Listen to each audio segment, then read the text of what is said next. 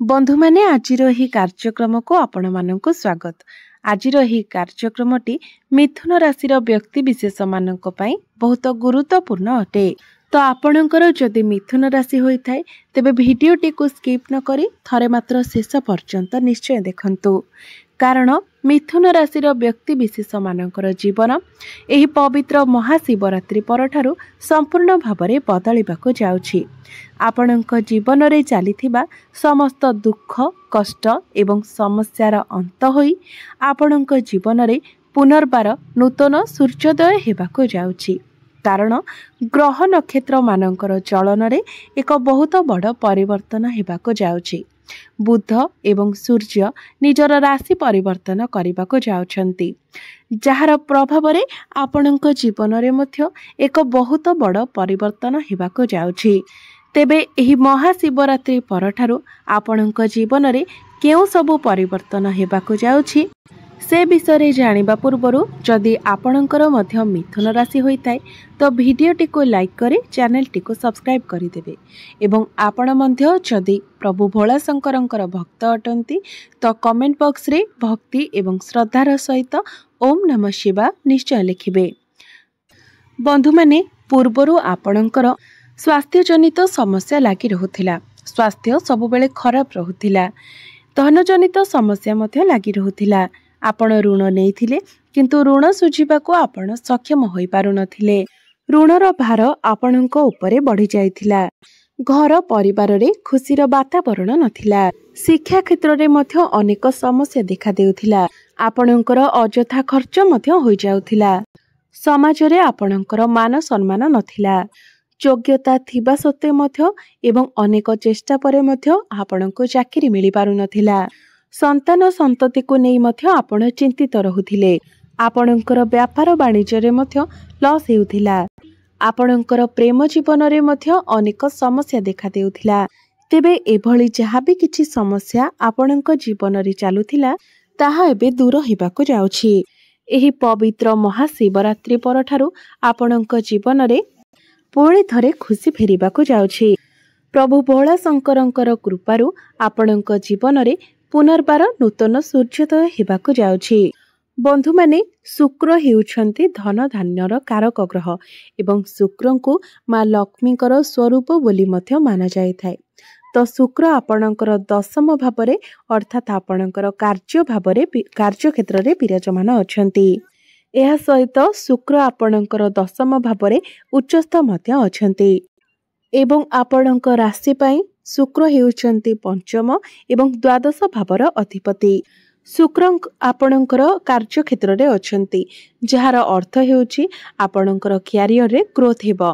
आपणकर चाकरी क्षेत्र रे मध्य प्रमोशन होई पारे। एहा सहित आपणकर कार्य क्षेत्र रे जदि किछि भी समस्या थिला तो से सब समस्या मध्य आपणकर दूर होई जिवो।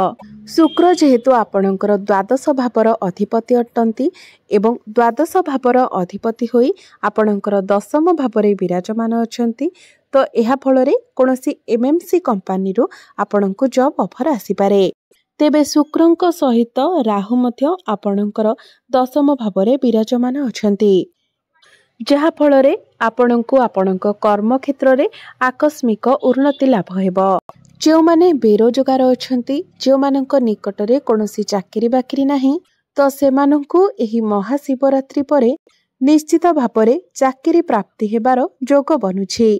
उपर ऑफिसरंकर सपोर्ट आपणंकु प्राप्ति हेबो। कर्म क्षेत्र रे आपणंकु सम्मानित करा जाई पारे।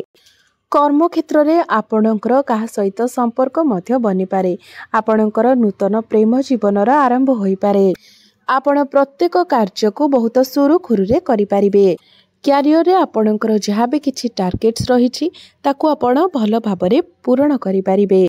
एवं जो व्यक्ति विशेष माने विदेश रे रही चाकरी करूछंती किंबा बिजनेस करूछंती सेमानंको बहुत अधिक लाभ प्राप्ति हेबो। आपण जदि इम्पोर्ट एक्सपोर्ट रो कार्य करूछंती तो सेथिरे आपणको बहुत अधिक सफलता प्राप्ति हेबो।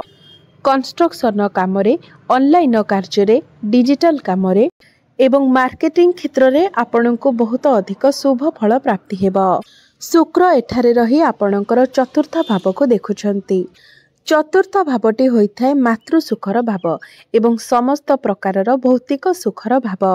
तो आपण एही महाशिवरात्रि परे कोनोसी प्रॉपर्टी भूमि जमी किंबा वाहन इत्यादि किणाकिणी करिपारंती किंबा एसबु किणिबाकू आपण मन बळाई पारंती। मांकर सुख आपणको प्राप्ति हेबो एवं आपणकर मांकर स्वास्थ्य रे जदि किछि समस्या लागि रहितिला तेबे ताहा मध्य दूर होई जिवो। एही महाशिवरात्रि परे आपणको आपणकर प्रेम क्षेत्र रे मध्य सफलता प्राप्ति हेबो। एही महाशिवरात्रि परे आपणकर भल पाइबा विवाहर रूप नै पारे। भ्रमण सुख मध्य आपणको प्राप्ति हेबो। आपणकर जदि अनेक दिनरो विदेश यात्रा करिवार इच्छा रहिथिला तेबे आपणकर सही मनस्कामना मध्य पूर्ण हेबो। तेबे यह गुरुत्वपूर्ण अटे जे जदि आपणक निजस्व जन्म कुंडली रे विदेश यात्रार जोग रही थाए तेबे जाई आपण विदेश यात्रा करि परिबे। नचेत जदि आपणकर जन्म कुंडली रे विदेश यात्रार जोग न थाए तो आपण विदेश यात्रा करि परिबे नाही। आपण जदि विद्यार्थी अटंती तो शिक्षा क्षेत्र रे आपण बहुत अधिक उन्नति करिवे। आपण कोनोसी उच्च शिक्षा करिबा पई बाहर को जाई पारंती।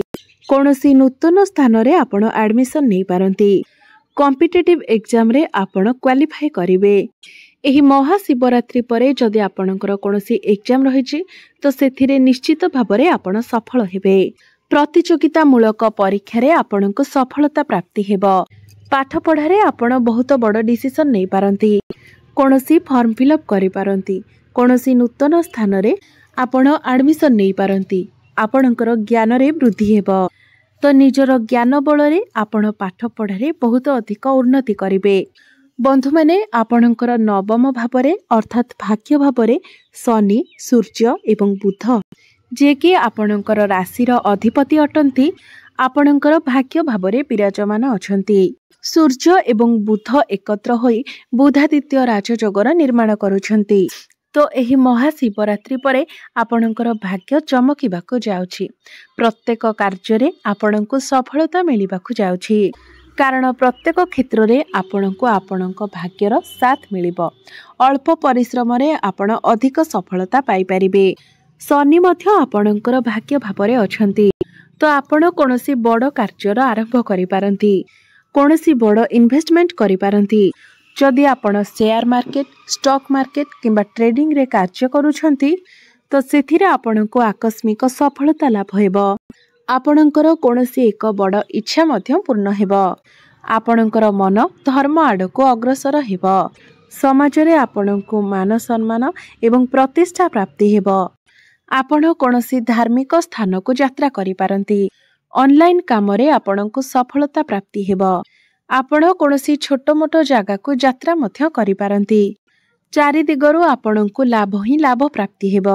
एकादश भावटी लाभर भाव होई थाए एवं शनिकर दृष्टि एकादश भाव उपरे रहुछि।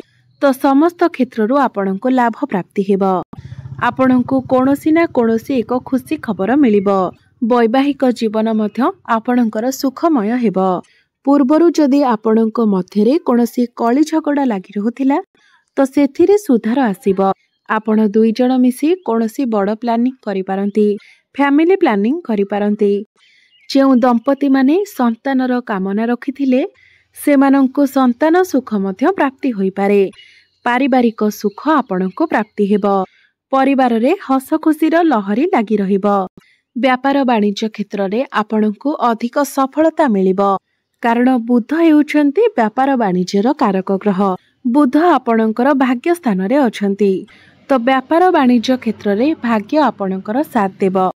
आपणकर डेली इनकम बढ़िबो। आपण पैसा किछि संचय करि परिबे। आपणकर बैंक बैलेंस बढ़िबो। फाइनेंशियल ग्रोथ हेबो। आपण कोनोसी नुआ बिजनेस मध्य स्टार्ट करि पारंती। आपण जदि पार्टनरशिप बिजनेस करूछंती तो सेथिरे आपणको सफलता मिलिबो। आपण जदि काहाठारू किछि ऋण कर्ज नेइथिले तो ताकू सुझिबाको मध्य आपण सक्षम होई पारिबे। कोर्ट कचेरी रे जदि आपणकर किछि मामला लागि रहिछि तो मामला आपणक सपक्ष रे जीवो। बंधु माने गुरु आपणकर द्वादश भावरे अछंती जहा फଳରେ विदेशरू आपणको लाभ प्राप्त हेबो। वैदेशिक कार्यकलापरू आपण लाभान्वित हेबे। रोजगार करिवार नुआ नुआ बाट आपणको मिलि जिवो। ଏହି ମହାଶିବରାତ୍ରି ପରେ ଆପଣଙ୍କର ରୋଜଗାରରେ ବୃଦ୍ଧି ଆସିବ।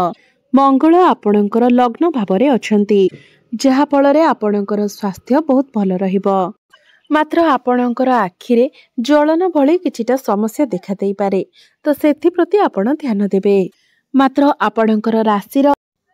ଆପଣଙ୍କର ରାଶିର ଅଧିପତି ବୁଧ ଯେହେତୁ ଭଲ ସ୍ଥାନରେ ଭଲ ସ୍ଥିତିରେ ଅଛନ୍ତି, ତ ଆପଣଙ୍କର ସ୍ୱାସ୍ଥ୍ୟ ଉପରେ ଏହାର ବହୁତ ଭଲ ପ୍ରଭାବ ପଡ଼ିବ। ଆପଣ ନିଜକୁ ସ୍ୱାସ୍ଥ୍ୟବାନ ଅନୁଭବ କରିବେ। ତ ବନ୍ଧୁମାନେ, ଏହି ମହାଶିବରାତ୍ରି ପରେ ଆପଣ ପ୍ରତ୍ୟେକ କ୍ଷେତ୍ରରେ ଉନ୍ନତି ଲାଭ କରିବାକୁ ଯାଉଛନ୍ତି। ତାହା ବ୍ୟାପାର ବାଣିଜ୍ୟ କ୍ଷେତ୍ରରେ ହେଉ, କ୍ୟାରିୟରରେ ହେଉ, ପ୍ରେମ ଜୀବନରେ ହେଉ, ଶିକ୍ଷା କ୍ଷେତ୍ରରେ ହେଉ, ବୈବାହିକ ଜୀବନରେ ହେଉ, ପ୍ରତ୍ୟେକ କ୍ଷେତ୍ରରେ ଆପଣ ଉନ୍ନତି କରିବାକୁ ଯାଉଛନ୍ତି। ତେବେ ଅଧିକ ଶୁଭଫଳ ପ୍ରାପ୍ତି କରିବା ପାଇଁ ଆପଣ ପ୍ରତ୍ୟେକ ଦିନ ପ୍ରଭୁ ଗଣେଶଙ୍କର ଆରାଧନା କରନ୍ତୁ। ପ୍ରତ୍ୟେକ ବୁଧବାର ଦିନ ଆପଣ ଗୋମାତାଙ୍କୁ ସବୁଜ ଚାରା ଖାଇବାକୁ ଦିଅନ୍ତୁ ଏବଂ ପ୍ରତ୍ୟେକ ଦିନ ବୁଧଙ୍କର ବୀଜ ମନ୍ତ୍ର 108 ଥର ଜପ କରନ୍ତୁ। ନିଶ୍ଚିତ ଭାବରେ ଆପଣଙ୍କୁ ଅଧିକ ଶୁଭଫଳ ପ୍ରାପ୍ତି ହେବ ଏବଂ ଆପଣଙ୍କର ଭାଗ୍ୟରେ ଉନ୍ନତି ଆସିବ। ତ ବନ୍ଧୁମାନେ, ଆପଣଙ୍କର ଜୀବନ ମଙ୍ଗଳମୟ ହେଉ, ଏହା ହିଁ ଈଶ୍ୱରଙ୍କ ନିକଟରେ ମୋର ପ୍ରାର୍ଥନା। ଧନ୍ୟବାଦ।